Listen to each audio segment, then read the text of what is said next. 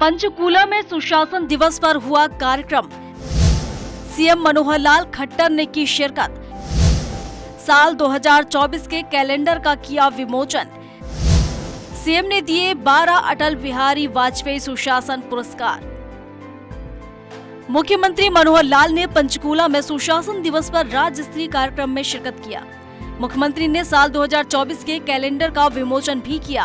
उन्होंने 12 अटल बिहारी वाजपेयी सुशासन पुरस्कार भी बांटे, जिनमें 6 state level flagship award, 3 state level award और 3 जिला स्तरीय गुड गवर्नेंस अवार्ड देकर अधिकारियों को सम्मानित किया। महामना पंडित मदन मोहन मालवीय और पूर्व पीएम अटल बिहारी वाजपेयी के जन्मदिन पर सीएम ने दोनों महापुरुषों को नमन किया। मुख्यमंत्री ने कहा कि पूर्व पीएम वाजपेयी के नेतृत्व में ही देश को पूर्व से पश्चिम और उत्तर से दक्षिण से जोड़ने का काम शुरू हुआ था। प्रधानमंत्री के रूप में उनका कार्यकाल सुशासन का रोल मॉडल माना जाता है। इसी के मद्देनजर पीएम नरेंद्र मोदी ने साल 2014 में हर साल उनके जन्मदिन को सुशासन दिवस के रूप में मनाने की पहल की है। इसी कड़ी में हरियाणा में भी उन्होंने सत्ता संभालते ही 2 महीने बाद 25 दिसंबर 2014 से सुशासन दिवस की अवधारणा के रूप में सीएम विंडो की शुरुआत की थी। आज सीएम विंडो से 11,50,000 से ज्यादा लोगों की सीधी पहुंच हुई है। एक ऐसे प्रधानमंत्री जिन्होंने देश में सुशासन की नींव डाली, आदरणीय अटल बिहारी वाजपेयी।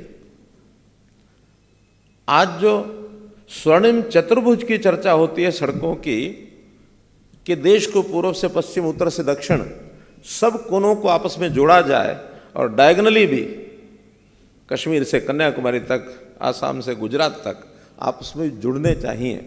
तो ये गोल्डन क्वाड्रिलेटरल जो रोड है, इसकी कल्पना अटल बिहारी वाजपेयी जी की थी। तो देश के प्रधानमंत्री के नाते से उनका जो सोच, देश की एकता, अखंडता, देश की सामान्य समस्याओं से लेकर बड़ी बड़ी समस्याओं को हल करना आदरणीय अटल बिहारी वाजपेयी जी के जीवन का एक हिस्सा रहा है। उनका भी जन्मदिन आज उनको हम स्मरण करते हैं। और फिर देश के वर्तमान प्रधानमंत्री श्री नरेंद्र मोदी जी ने इस दिन को सुशासन का नाम देकर और सुशासन दिवस के रूप में इसको मनाया जाए, ये बहुत बड़ी पहल की। हमने भी जब सबसे पहला सुशासन दिवस मनाया था, जिस सीएम विंडो का उस दिन हमने लॉन्चिंग की थी, उस सीएम विंडो पर इस समय तक लगभग 11 लाख, 11.5 लाख ऐसी एप्लीकेशन आई हैं। मुख्यमंत्री ने कहा कि पीएम नरेंद्र मोदी के नेतृत्व में अमृत काल में जिन पंच प्रण से भारत विकसित और आत्मनिर्भर बनने की ओर बढ़ रहा है, उनमें सभी प्रण की नींव वाजपेयी ने अपने सुशासन से रख दी थी।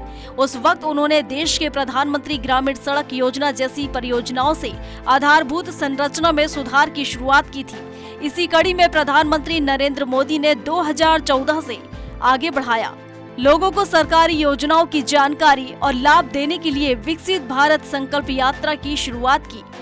उन्होंने कहा कि पहली बार प्रदेश में जब ऑनलाइन तबादला नीति लागू की गई, तो उसमें 93% से ज्यादा टीचर संतुष्ट रहे। हमने कर्मचारियों के लिए ऑनलाइन तबादला नीति लागू करके तबादलों के नाम पर चलने वाली दुकानों पर ताला लगवाने का काम किया है। जितने भी व्यक्ति, चाहे वो समाज के व्यक्ति हों, चाहे कर्मचारी हों, बहुत तरह की समस्याएं झेलते थे। कर्मचारियों की बात करूं तो उनकी ट्रांसफर है, उनकी पोस्टिंग है, उनकी प्रमोशन है, इसमें ही सबको भरोसा नहीं होता था कि हमारे साथ न्याय होगा कि नहीं होगा। क्योंकि जिनके हाथ में ये सूत्र है, उनको अपनी स्वैच्छिक अधिकार, उनको डिस्क्रिशनरी पावर्स बहुत होती हैं। किसी को भी प्रशासनिक आधार पर इसका ट्रांसफर करना तो उसका ट्रांसफर कर दिया, दंडित करना उसको दंडित कर दिया। बाद में फिर उनकी अपील शुरू होती है कि मेरा तो कोई दोष नहीं है। फिर आगे बढ़ते बढ़ते दंड भी हो जाता है। फिर उनको सहानुभूति पर विचार करके और उनको छूट देने की बात ये चल पड़ती है। स्थान कौन सा मिलना चाहिए, उसमें भी सिफारिशें चलती हैं। प्रमोशन किसकी होगी, वो भी अपने डिस्क्रिशनरी पावर के हिसाब से हम करते रहते हैं। लेकिन अब इसके सिस्टम जब से बने हैं, मुझे ध्यान है कि जब ऑनलाइन टीचर्स ट्रांसफर पॉलिसी हमने पहली बार लागू की तो 93% persons were happy with that drive कि जो अपने पहले दूसरे स्थान के ऊपर पहुंच गए थे। 93% टीचर्स। सुशासन की दिशा में एक और कदम बढ़ाते हुए मुख्यमंत्री मनोहर लाल ने ग्रुप डी कर्मचारियों के ऑनलाइन स्थानांतरण पोर्टल को लॉन्च किया। इस पोर्टल पर ग्रुप डी अधिनियम 2018 लागू होने के बाद जो कर्मचारी नियुक्त हुए थे वो इस पोर्टल पर अपने तबादले के लिए ऑनलाइन आवेदन कर सकेंगे। इसके अलावा इस पोर्टल पर ग्रुप डी के कॉमन कार्डर के अन्य पदों पर नियुक्ति के लिए भी आवेदन किए जा सकेंगे।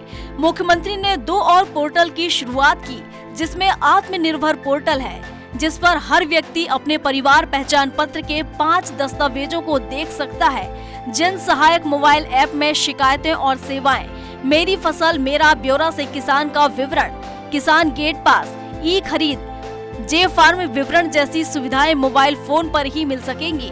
सीएम मनोहर लाल ने कहा कि भ्रष्टाचार रूपी सामाजिक बुराई हमेशा पंक्ति में खड़े आखिरी व्यक्ति के हक पर प्रभाव डालती है, जबकि उसका संसाधनों पर सबसे पहला अधिकार होता है। उन्होंने कहा कि बीते 9 सालों में हमने करप्शन पर कड़ा पहरा किया है। जनता से समस्या आएगी, हमको ध्यान आएगा, रास्ता निकालना हमारे अधिकारियों का, कर्मचारियों का, इनका काम है। हेतु है जन सेवा, जनता का हित, ये हेतु है। आखिर हम किस लिए बने हैं? सरकारें कोई ऐसा नहीं है कि ये 4-5 लाख जो हमारे कर्मचारी अधिकारी हैं इनके परिवारों को पालना ये सरकार का उद्देश्य है, बिल्कुल नहीं है। हम तो माध्यम हैं, हम तो इन सारी योजनाओं को, जन सेवा की बातों को आगे बढ़ाने के लिए काम करने के टूल्स हैं, हम साधन हैं। तो हमें अपनी भूमिका उस नाते से निभानी चाहिए, और भूमिका तभी हम निभा सकते हैं जब हमारे सामने टारगेट स्पष्ट है, लक्ष्य स्पष्ट है कि आखिर क्यों करना, समाज की सेवा का काम क्यों करना है। उन्होंने कहा कि भारतीय संस्कृति में प्राचीन काल से सुशासन की अवधारणा के अनुरूप वर्तमान सरकार नागरिकों को सुविधाएं और सेवाएं दे रही है। इसके लिए हमने पुरानी व्यवस्था में बदलाव कर सिस्टम को पब्लिक फ्रेंडली बनाया है। Bureau report, Swaraj express.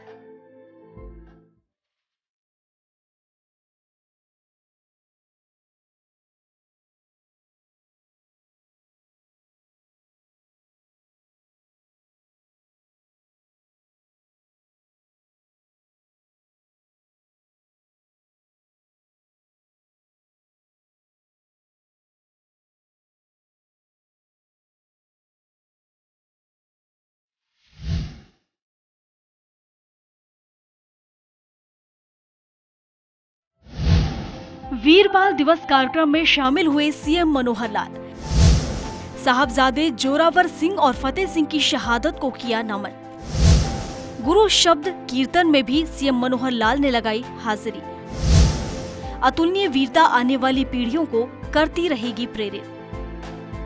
मुख्यमंत्री मनोहर लाल कुरुक्षेत्र के ऐतिहासिक गुरुद्वारा छठी पातशाही में वीर बाल दिवस कार्यक्रम में शामिल हुए। इस मौके पर सीएम ने अरदास करते हुए गुरु शब्द कीर्तन में हाजिरी भी लगाई। सिख पंथ के 10वें गुरु श्री गुरु गोविंद सिंह के साहबजादे जोरावर सिंह और फतेह सिंह की शहादत को समर्पित वीर बाल दिवस पर सीएम ने उनको सादर नमन किया। मुख्यमंत्री मनोहर लाल ने कहा कि सर्वोच्च साहस के साथ वीर साहबजादे क्रूर मुगल शासक के खिलाफ खड़े हुए और धर्म परिवर्तन से इनकार करते हुए शहादत को चुना। उनकी अतुलनीय वीरता आने वाली पीढ़ियों को प्रेरित करती रहेगी। आज बहुत ही एक शुभ दिहाड़ा, एक वरीणा दिहाड़ा कि जिस दिन ਅਸੀਂ याद करने ਉਹਨਾਂ बाल शहीदां ਨੂੰ जिन्हों ने अपने कौम वास्ते, धर्म वास्ते अपनी जान न्यौछावर करती। अज का दिन वैसे तो देश के उत्ते कौम ते धर्म ते शहीद होने वालियां दी बहुत वड्डी एक लड़ी है, बहुत वड्डी एक श्रृंखला है। लेकिन जिहड़े बाल स्वरूप शहीद होए उन्हां दी याद वास्ते विशेष तौर पर अज का दिन अपने देश के प्रधानमंत्री श्री नरेंद्र मोदी जी ने ये 26 दिसंबर का दिन बाल शहीदी दिवस, बाल दिवस के रूप में हमेशा हमेशा वास्ते याद करने ਲਈ ਉਹਨਾਂ ਨੇ ਇੱਕ ਜਿਹੜਾ ਇੱਕ ਬੀੜਾ ਚੁੱਕਿਆ, मैं ਉਹਨਾਂ ਦਾ भी धन्यवाद करना। मुख्यमंत्री ने कहा कि प्रधानमंत्री मोदी ने उनकी शहादत दिवस को वीर बाल दिवस के रूप में घोषित कर उनके बलिदान की गाथा को देश और दुनिया के कोने कोने तक पहुंचाया है। उनके शहीदी दिवस 26 दिसंबर को हर साल वीर बाल दिवस के रूप में मनाया जा रहा है। Bureau report, Swaraj express.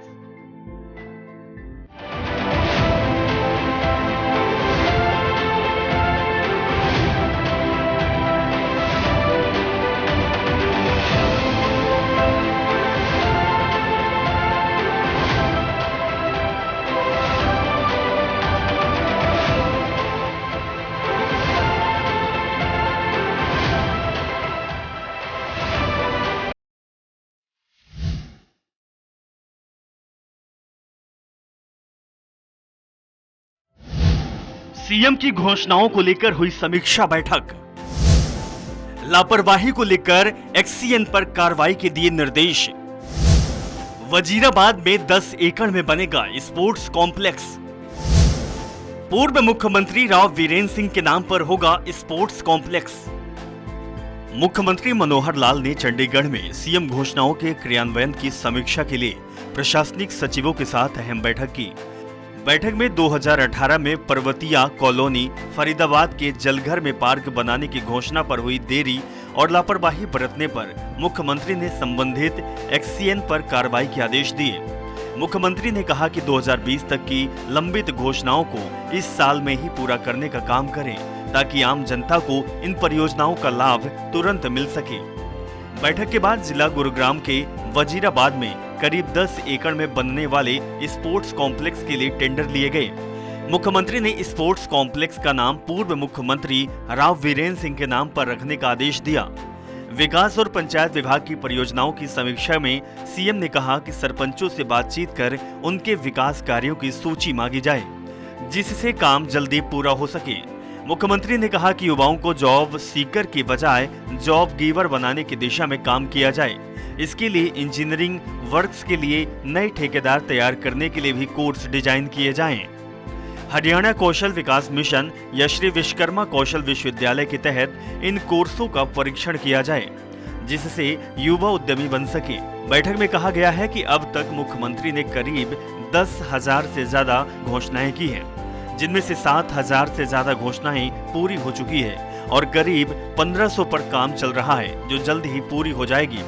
इसके अलावा करीब 1,200 घोषणाएं लंबित हैं जो प्रशासनिक मंजूरी तकनीकी स्वीकृति के स्तर पर हैं। बैठक में इनमें से 864 घोषणाओं की समीक्षा की गई। बैठक में मुख्यमंत्री ने सीएम घोषणाओं के तहत लोक निर्माण, विकास और पंचायत, सिंचाई, शहरी स्थानीय निकाय विभागों और हरियाणा राज्य कृषि विपणन बोर्ड की परियोजनाओं की समीक्षा की। Bureau report, Swaraj express. सरकारी नौकरियों में पारदर्शिता से युवाओं को मिला रोजगार। मेरिट पर सरकारी नौकरियों में हो रही भर्ती की प्रक्रिया। हरियाणा कौशल रोजगार निगम के जरिए भी हो रही भर्ती। मुख्यमंत्री मनोहर लाल ने हरियाणा विधानसभा के शीतकालीन सत्र में कहा कि वर्तमान राज्य सरकार ने मेरिट पर सरकारी नौकरियों में भर्ती की प्रक्रिया की है, जिसमें क्लास 1 और 2 की 11,500, क्लास 3 और 4 की 1,06,000 पदों पर भर्तियां की गई है। इसके अलावा क्लास 1 और क्लास 2 के 3,200 पदों के लिए विज्ञापन जारी किया जा चुका है। ग्रुप सी और डी के करीब 61,000 पदों पर भर्तियां पाइपलाइन में हैं। इस प्रकार हमारी सरकार में कुल 1,67,000 भर्तियां हो जाएगी, जबकि कांग्रेस के 10 साल के कार्यकाल में HPSC की 8700 और HSSC की 93,000 ही भर्तियां हुई है। उन्होंने कहा कि हरियाणा कौशल रोजगार निगम को लेकर भी विपक्ष लगातार भ्रम फैला रहा है, जबकि वर्तमान राज्य सरकार ने पारदर्शी तरीके से नौकरी देने के लिए ठेकेदारी प्रथा को खत्म करते हुए हरियाणा कौशल रोजगार निगम गठित किया है। इस सरकारी प्लेटफॉर्म के तहत 1,05,728 पुरानी मैन पावर को समायोजित किया गया है, जबकि 12,885 नए लोगों को नौकरी दी गई है। उन्होंने कहा कि विपक्ष हमेशा एक निजी संस्था CMIA के आंकड़ों पर खेलता है, जबकि उसके आंकड़े हमेशा बदलते रहते हैं। एक माह पहले संस्था हरियाणा में बेरोजगारी का 22%, अगले ही माह 34% और फिर 28% का आंकड़ा बताती है, जब किसी संस्था ने नवंबर का आंकड़ा 8% बताया है। इंटरनेशनल लेबर ऑर्गेनाइजेशन ने जो बेरोजगारी का आंकड़ा 9% बताया है, हालांकि ये भी सैंपल आधारित होता है। उन्होंने कहा कि परिवार पहचान पत्र में दर्ज परिवारों के डाटा में लोगों ने स्वयं घोषित बेरोजगारी बताई है। तो एचपीएससी की भर्तियां कुल 8700 हुई और अभी हमारे लगभग 9-9.25 साल ही हुए हैं, अभी समय और शेष है, उसमें भी और जो भर्तियां होंगी उसका अलग से डिटेल है। तो अभी 11,500 भर्तियां हमारी हो गई हैं और एक प्रश्न बलराज कुंडू जी ने पूछा हुआ था, तो वो जरूर उस साथ में शामिल करके उसका उत्तर बता रहा हूँ कि अभी क्लास 1 और क्लास 2 3200 भर्तियां और जो है एडवर्टाइजमेंट हो चुकी है, जो बहुत जल्दी अभी होने वाली हैं। तो ऐसे कुल मिलाकर के 15,000 के आसपास ये भर्तियां एचपीएससी की हो जाएंगी। ऐसे ही स्टाफ सिलेक्शन कमीशन में पिछले 10 वर्ष में 93,000 भर्तियां हुई थी और अभी हमने 9 वर्ष 9 वर्ष के अंदर 1,06,000 भर्तियां ये हम कर चुके हैं। और इसके अलावा 45,873 ग्रुप 3 की यानी सी की ग्रुप सी की भर्तियां, उसका सीटी टेस्ट हो गया है। ये अलग बात है कि उसमें से कोर्ट के अंदर कुछ केस गए हुए हैं और खास करके हम जो एक लाभ सोशो इकोनॉमिक जो क्राइटेरिया के माध्यम से 5 अंकों का जो हमने लाभ देने की बात कही थी गरीब परिवारों को जिनके घर में एक भी नौकरी नहीं है या जो अन्य कुछ क्लासेज हैं, उसको लेकर के और कुछ आपत्ति कुछ एप्लीकेंट्स ने लगाई हुई है और बहुत जल्दी उसका मैं समझता हूँ फैसला हो जाएगा। तो 48,873 तो ग्रुप सी की भर्तियां होंगी। मुख्यमंत्री ने कहा है कि हर जिले में एक मेडिकल कॉलेज खोलने की योजना में पलवल, फतेहाबाद, चरखी, दादरी और कैथल में भी जल्द ही योजना को अमली जामा पहनाया जाएगा। कैथल में शिलान्यास हो चुका है और चरखी दादरी के घसौला में भी जमीन का चयन हो चुका है। मुख्यमंत्री ने कहा कि ग्रामीण विकास के लिए ई टेंडरिंग प्रणाली कारगर साबित हुई है। 5 लाख रुपए तक के कार्य कोटेशन से पंचायतें खुद करवा रही है। मुख्यमंत्री ने कहा कि जो भी पंचायतें नई गौशाला बनाने के लिए प्रस्ताव सरकार को भेजेगी, उसे हरियाणा गौ सेवा आयोग और पशुपालन डेयरी विभाग की ओर से आधारभूत ढांचे और 1 साल के चारे का पैसा दिया जाएगा। उन्होंने कहा कि राज्य सरकार ने बेसहारा गौवंश की देखभाल के लिए गौ सेवा आयोग के बजट को 40 करोड़ रुपए से बढ़ाकर 400 करोड़ रुपए किया है। तो हमने 2015 में घोषणा की थी कि हर जिले में कम से कम एक मेडिकल कॉलेज सरकारी अथवा कोई प्राइवेट वो होगा। ये हम अपने समय में इसको पूरा करेंगे, इसको आगे बढ़ाएंगे। पिछले 2 साल 1.5 साल पहले 4 जिले बचे थे जिनकी मैंने घोषणा की थी। उन 4 जिलों में पलवल था, चरखी दादरी था, फतेहाबाद था और कैथल। तो ऐसे बाकी सब जगह पहले हुए थे, लेकिन 4 में से भी कैथल का शिलान्यास हो चुका है। जब ये दादरी की जो फाइल आई थी उसमें 16 गांव की जमीन वो उसको उपयुक्त माना गया है और उसको भी हमने स्वीकृति दे दी है, निर्णय ले लिया कि वहां मेडिकल कॉलेज बनेगा। जिस तरीके से हम लोग काम कर रहे हैं, जनहित में सारी योजनाएं बना रहे हैं और जनहित में योजना बनाने में इसका आगे क्या फॉलो आउट होगा, भविष्य कैसा होगा, इसकी भी हम चिंता करते हैं। वर्तमान में किसी काम की कमी छोड़ते नहीं हैं। फिर भी जो समस्याएं आप लोगों ने बताई हैं, कुछ डिमांड्स रखी हैं, हमारा पूरा प्रयत्न रहेगा कि इन डिमांड्स को अभी इस समय में पूरा कर पाएंगे अथवा फाइनल बजट जो है उस फाइनल बजट के समय रख पाएंगे। समाज के अंदर कोई भी काम को हम पीछे नहीं छोड़ेंगे। अब तो विधायकों के साथ साथ जनता से भी जो डिमांड्स आती हैं, हमारे जो कार्यक्रम चल रहे हैं इस समय विकसित भारत संकल्प यात्रा, वहां पर विषय यही है, जनहित में करने वाला ये सारे देश भर का कार्यक्रम है और सारे देश भर के कार्यक्रम के लिए हम जनता से डिमांड पूछते हैं, उनकी जो समस्या है उसको खत्म करते हैं, उन योजनाओं का जो लाभ जिनको नहीं मिला उनको देते हैं। हरियाणा लोक सेवा आयोग की भर्ती प्रक्रिया में विपक्ष ने पर्ची खर्ची के आरोप पर मुख्यमंत्री मनोहर लाल के पवित्र ग्रंथ श्रीमद् भागवत गीता पर हाथ रखकर सौगंध खाई। उन्होंने कहा कि अगर किसी भी अधिकारी की मिलीभगत पाई गई तो उसे बख्शा नहीं जाएगा और तुरंत बर्खास्त किया जाएगा। मुख्यमंत्री ने कहा कि वर्तमान में कांग्रेस पार्टी की हालत ऐसी हो गई है कि भंडारे में जाएं तो पूरे खत्म, बाहर आए तो चप्पल गायब। Bureau report, Swaraj express.